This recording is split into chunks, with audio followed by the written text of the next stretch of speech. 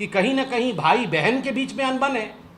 तो एक पार्टी में भाई बहन के बीच में अनबन है, 23 लोग चिट्ठी लिखते हैं, कुछ भाई के पक्ष में कुछ बहन के पक्ष में, वहाँ भी अनिर्णयता की स्थिति है।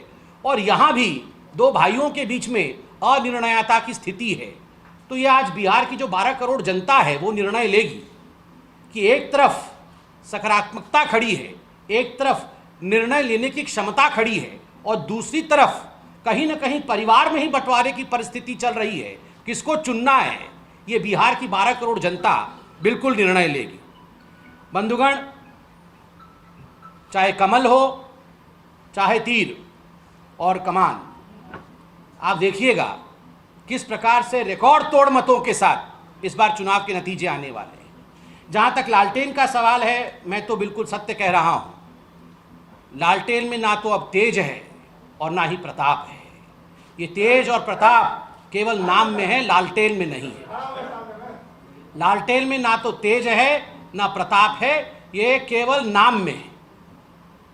बंधुगण, व्यक्तिगत रूप से पूछा जाए तो बहुत दुख हुआ 4-5 दिन पहले जब रघुवंश बाबू हमारे बीच नहीं रहे। कुछ मनुष्यों को, कुछ नेताओं को, कुछ पुरुषों को, कुछ व्यक्तियों को पार्टी के संदर्भ से सदैव ऊपर देखा जाता है। रघुवंश बाबू को ऐसे ही पूरे हिंदुस्तान ने पार्टी के संदर्भ से ऊपर देखा था, मगर उनका जो अंतिम क्षण था वो बहुत ही वेदना से भरा हुआ था।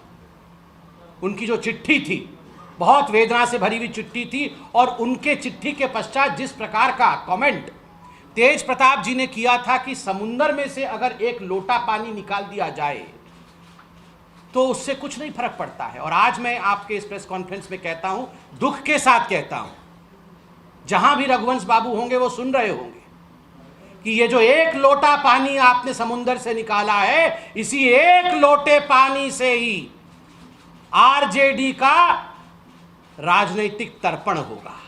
इसी एक लोटे पानी से आरजेडी का राजनीतिक तर्पण होगा। इतने बड़े नेता को आपने इस प्रकार के शब्द